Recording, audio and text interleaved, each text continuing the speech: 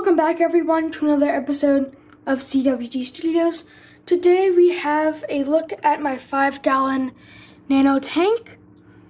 This has been dubbed something. I don't know the name of it yet, so you guys can comment down below what you think the name should be, so I can name the aquarium. I hope to do a lot more aquarium videos. I have a 2.5 gallon that I'm currently removing the rim off of. I have a 5 gallon that's ready to be used, a 10 gallon which needs to go under some renovation, and a 20 gallon that I have already removed the rim off of.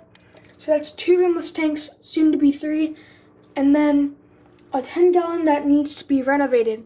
So hopefully we will have that on the channel at some point. And let's talk about this tank. Starting off with the tank, this is a Marineland 5-gallon portrait. It fits very nicely on this IKEA table right here. And I have the standard light running on it with the standard pump. And I have a heater back here. Not quite sure if you can see that, but the heater's back there. Test strip for the heat is down there. The light is not on a timer. When I come downstairs in the morning, I turn the light on. When I go upstairs in the night, I turn the light off. Starting up top, we have a biofoam filter about the output to lower the rate of flow. Right there. Don't know if you can see it. That is a baby Malaysian trumpet snail. I have Malaysian trumpet snails all over this tank to go in the sand and clean it out.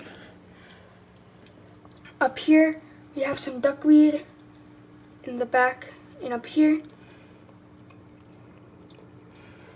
And right here is a beautiful and luscious Apanagitan.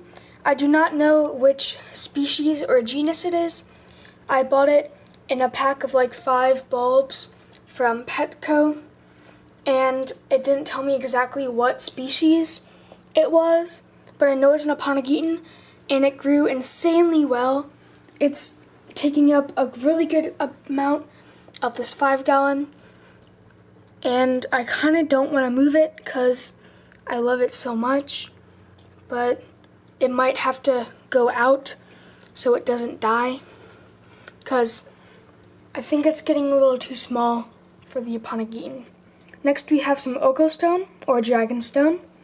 That piece back there I super glued on, and this piece is one big piece. There's my Amano shrimp. His name is Steve. He lives there.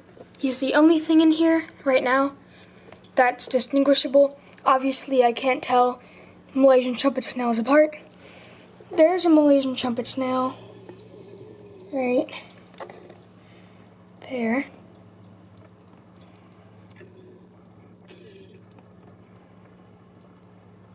Right there. And this side of the rock has a bunch of algae. I'm not quite sure why, but my plan is to buy a Asian stone catfish or a Hara Gerardoni to clean out here. They're very small catfish. If you want to know the specific size, search it up. But I don't know for right now. But they'll thrive in a 5 gallon. And they love sand, so this will be perfect for them. See if we can go over here. In those crevices in the rock, we have some fern moss. It's a type of terrestrial moss that I fitted for an aquarium. Basically what you do is you find a patch of terrestrial moss, you put it in a jar with dechlorinated water, you let it sit on a windowsill where it gets a little bit of light, and every day you smell it, make sure it doesn't smell bad, make sure there's no discolorations in the leaves, and if that's all good, it can probably go in an aquarium. So that stuff is just free floating. All the stuff on this driftwood is glued in. Back here, we have a piece of dragonstone. I don't really like how that's placed. I might change it sometime. Don't really know. Down here, we have a very nice face on the dragon rock. It's a nice smooth part at the bottom. I really like this piece of dragon rock. And here we have our shrimp checking out. I'm not quite sure what kind of moss it is. It is terrestrial moss. Found it outside in my backyard. See if we can focus. There you go. See that leaf right there?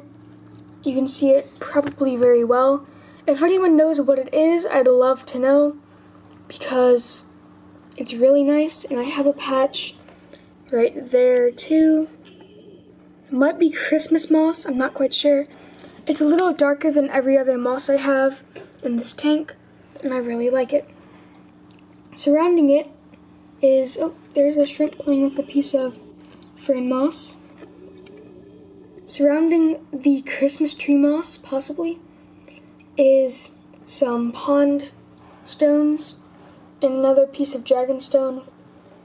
Behind the driftwood, we have some free-floating pieces of fern moss. It's doing decently well. I took out a bunch of fern moss because I put it in that crevice and that crevice, and my model shrimp kept on taking it out and throwing it over here. So there's a bunch of algae there, partially because I can't clean there because I put the rock too close to the wall, and also because there was a bunch of moss just sitting there, and Mr. Shrimpy liked it that way, so I guess I just left it there.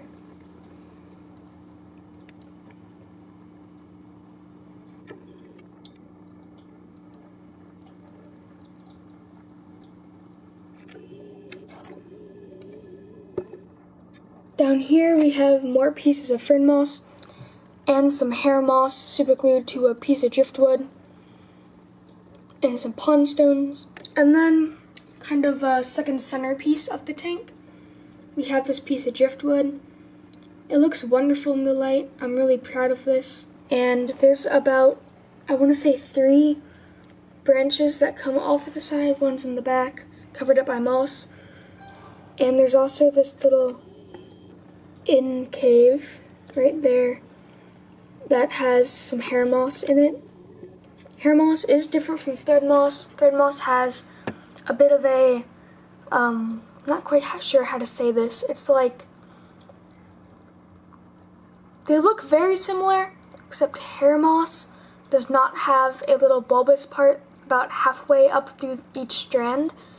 I just collected some thread moss today, so I'm excited about that. It's in a jar right now. Here is a big patch of Christmas tree moss.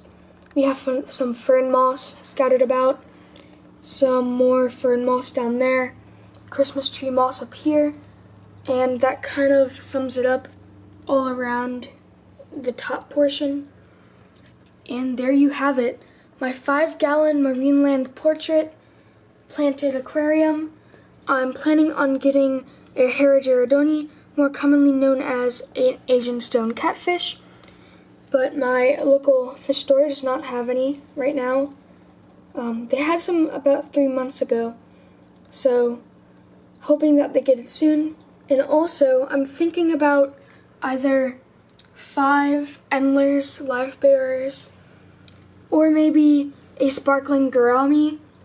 I've heard some debates about what size tank they need, but I think a sparkling gourami would love this tank. Let me know what you guys think in the comments below, and I'll see you next time.